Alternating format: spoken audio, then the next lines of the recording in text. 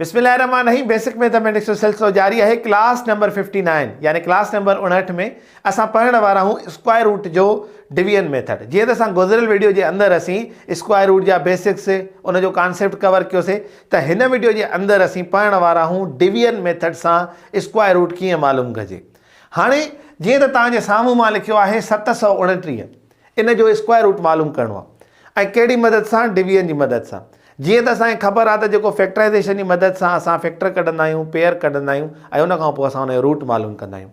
पर हिन जेको डिवीजन मेथड जो जेको अंदाज़ आहे, तव्हां इनखे सम्झण जी कोशिशि कंदासीं 1 बाय 1 त सभ खां पहिरियां हिकिड़ो असां हिन तरीक़े सां उनजो हिकिड़ो छा चवंदा आहिनि, हिकिड़ो लाइन्स पाईंदासीं, हिकिड़ो दाइरो ठाहींदासीं ऐं उन खां पोइ असां हिन जा पेयर ठाहींदासीं। पेयर चइबो आहे जोड़नि खे, यानी जोड़ा ठाहींदासीं, पर जोड़ा लेफ्ट खां ठाहींदासीं। कीअं?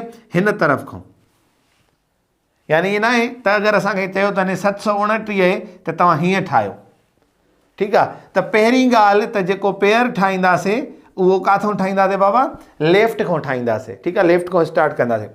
अच्छा, हाणे ज़रूरी न आहे त हर दफ़े को हिते जॾहिं असां पेयर ठाहींदा अचूं त आख़िर में बि को अंगु असांखे पेयर सां ई मिले, पर उन जेको पेयर सां नथो ठहे असां उन ते विझंदा आहियूं केप, ठीकु आहे। उनखे चिन्हा टोपी पाराईंदा आहियूं, ठीकु। त असां पेयर ठाहियोसीं, उन खां पोइ जंहिं ते कुझु बि न हुयो असां उन ते हिकिड़ी केप लॻाईसीं। हाणे असां हिन ते टेबल्स पढ़णु कीअं शुरू कंदासीं त 2 2 4 यानी 2 4 3 × 9। छो त असां स्क्वायर रूट जे अंदरि टेबल्स कीअं पढ़ंदा आहियूं? सिधियूं, माना मिसाल 2 2 यानी 2 4 3 × 9 4 4 16।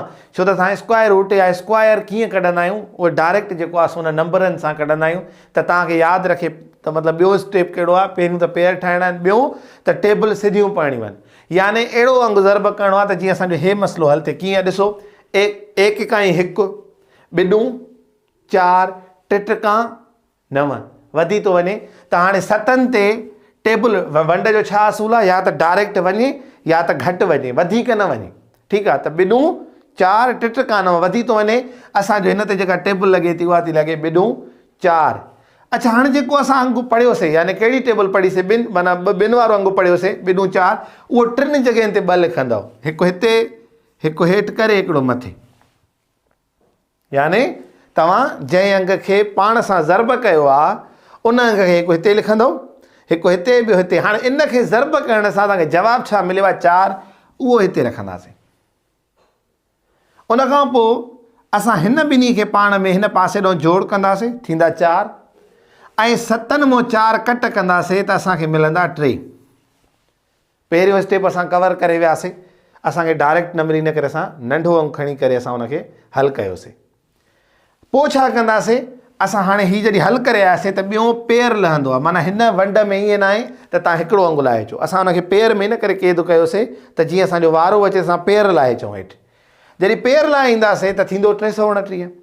हाणे 329 ते हिन अंग सां गॾु कहिड़े अंग जी टेबल पढ़ूं त असांखे जवाबु 329 डायरेक्ट मिले?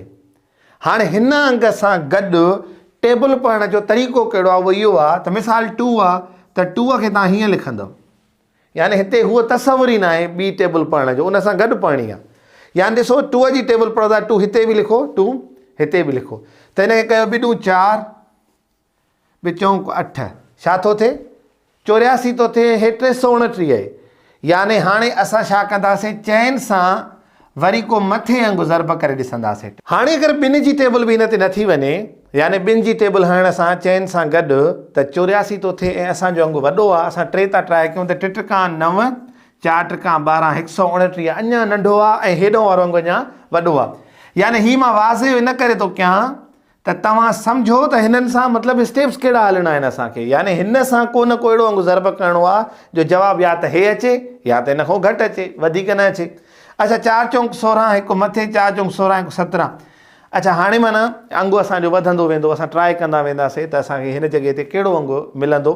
उहो आहे त कॾहिं कॾहिं ईअं हूंदो आहे त ॾिसो, हिन आख़िरी अंग में छा आहे? 9 आहे, ठीकु आहे।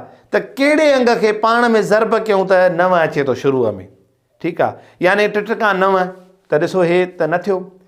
छा 7 7 49, यानी चैन सां भला 7 ज़र्ब करे ॾिसूं। 7 7 49, 4 मथे, 4 7 28 29 30 31 32। हे असांजो जवाब आहे। यानी ॾिसो असां 7 हिकु हिते लिखंदासीं, 7 हिते, 7 हिते। हाणे जॾहिं इन्हनि 7 खे चइनि सां ज़र्ब कयोसीं त असांखे जवाबु छा मिलियो? 329। पोइ छा कंदासीं? ज़ाहिरी ॻाल्हि हिनखे कंदासीं कट त थींदो 0। हिनखे जोड़ कंदासीं, जे मथे कयो त 7 7 14, 4 हिते हिकु मथे थींदा 5 54। हाणे तव्हां ॾिठो त मां 7 हयमि डायरेक्ट। हाणे इहे तव्हां जॾहिं प्रैक्टिस कंदो न, यानी तव्हां 5 हणो आहे, वरी 6 हणो आहे, 7 हणो आहे, त तव्हांखे जवाबु मिली वञे हा। पर मुंहिंजो इनखे वाज़िब करण जो मतिलबु इहो हुयो त तव्हांखे इहो ॾिसणो आहे त 4 खणी करे जेके असांखे मथां जोड़ थी मिलनि था ऐं ॿिए सां गॾु ट्राए कंदा वेंदासीं हिन में। उनखां पोइ जॾहिं असांखे उहो अंगु मिले थो त वरी उहो अंगु 3 जॻहियुनि ते रखी करे पोइ असां उनखे रखी कट कंदासीं। हाणे उनखां बाद में असांखे जवाबु मिली वियो त हिन जो जवाबु आहे 27। यानी 27 जो स्क्वायर थींदो 729। हे तव्हां डिवीजन जे मदद सां बि मालूम करे सघो पिया, सॉरी डिवीजन जे मदद सां त मालूम कयोसीं, तव्हां फैक्टर जे मदद सां बि मालूम करे सघो पिया। सर जवाबु सही आहे या न, इन जी कीअं ख़बर पवंदी? उन जी ईअं ख़बर पवंदी, जेको हिते अंगु मिलियो आहे न ऐं जेको हे अंगु आहे इहो हिन जो 50% हुजणु घुरिजे। या ईअं खणी चवां, यानी जेको हिते अंगु मिले हे अंगु हुनजो अधु हुजे, तॾहिं असां सम्झंदासीं जवाबु सही आहे। ॾिसो कीअं, अगरि तव्हां 54 मां 27 कट कंदव, हिते ॾिसो चइनि मां 7 न वेंदा, हिकु हेॾो वरितो आहे त 14 मां 7 विया त 7 बचा, हिते बचा 4, चइनि मां 2 वेंदा त बचंदा 2। ॾिसो असांखे अंगु मिली वियो 27। यानी ॿियो तरीक़ो इहो आहे त हे मुंहिंजो जवाबु सही आहे या न, त हिते जेको तव्हांखे जवाबु मिले उहो कंहिंजो डबल हूंदो, हिन जो, या हिते जेको तव्हांखे जवाबु मिले उहो हिन अंग जो अधु हूंदो, तॾहिं असां हिन कंफर्म कंदासीं त हे असांजो जवाबु दुरुस्त आहे। हे असांजो नंढड़ो हिकिड़ो हिसाबु हुयो जंहिंमें असां डिवीजन जो हिकिड़ो सिलसिलो सम्झोसीं। हाणे ॿियो नंबर एग्ज़ाम्पल कंदासीं ऐं असां वधीक हिन शइ खे सम्झण जी कोशिशि कंदासीं। हाणे ॿियो असांखे मिलियो आहे 1024। इन जो असांखे स्क्वायर रूट मालूम करिणो आहे डिवीजन मेथड सां। हाणे असां सभ खां पहिरियां छा कंदासीं, 10 24 लिखी करे, यानी 1024 लिखी करे हीअ असां लाइन पाईंदासीं ऐं हिन जा पेयर ठाहींदासीं ऐं हिन ॿिन्ही जा पेयर ठही था वञनि। हाणे पहिरें पेयर ते अंगु चेक कंदासीं, 1 1 1, 2 4, 3 9, 4 चौंक 16। त असां छा कंदासीं हिते 3 9, त 3 हिते बि लिखंदासीं, हिते बि लिखंदासीं, हिते बि लिखंदासीं। 3 9 आयो त हितां कट, 10 मां 9 वेंदा बचंदो 1 ऐं 3 ऐं 3 घणा थींदा, हिते जोड़ कंदासीं थींदा 6। अच्छा ॿियो पेयर लाइ अचो 24। यानी असांखे 6 सां अहिड़ो अंगु ज़र्ब करिणो आहे जो जवाबु या त 124 अचे या उनखां घटि अचे।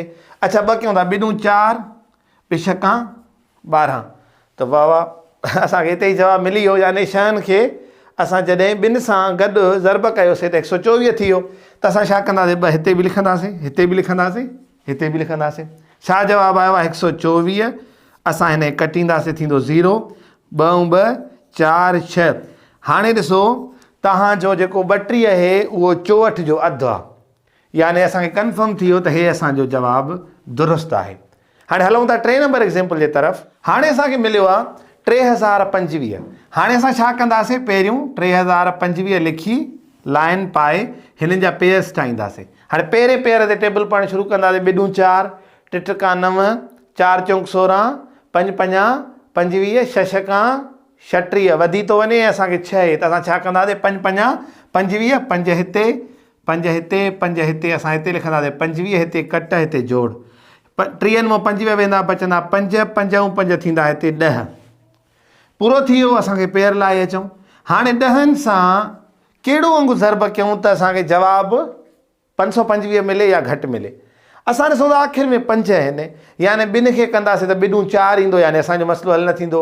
3 रखंदासीं त 3 9 ईंदो, छो त असां ॾिसो हिन अंग सां गॾु जेको अंगु रखंदासीं पहिरीं त हुनखे ज़र्ब करे रखंदा आहियूं न असां, त हे असां पाण चेक करे वेंदासीं। 5 कंहिंसां ईंदो, 5 सां ईंदो आहे। 5 ट्राए करे ॾिसूं था, मथां हुन सां थी वञे 5 50, पहिरियों थींदो 25, हे 0 वापसि 2 लाइ ईंदासीं, 1 50 5, त असांजो मसइलो हल थी वियो। त 10 सां जॾहिं गॾु 5 ज़र्ब कयासीं असांखे जवाबु मिली वियो 525।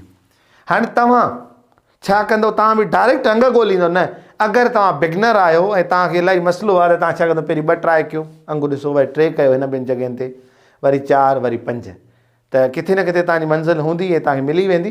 पर जॾहिं तव्हां प्रैक्टिस करे एॾा मज़बूत थी था वञो, ॾिसो त आख़िर में 5 अचिणो आहे, ऐं पहिरियों वांगुरु त ज़ाहिरी ॻाल्हि आहे असांखे पाण में ई ज़रब करिणो आहे न, 5 5 25 त 5 अचे थो, ऐं हिन में बि आख़िर में 5, त मां छो न 5 ट्राए कयां। बहरहाल पोइ अचो हिन खे जोड़ कयो, हिन खे कट कयो, 525 में 525 वेंदा थींदो 0, 5 ऐं 5 10, हिकु मथे, हिकु लाइ ईंदासीं वापसि, हिकु हिते।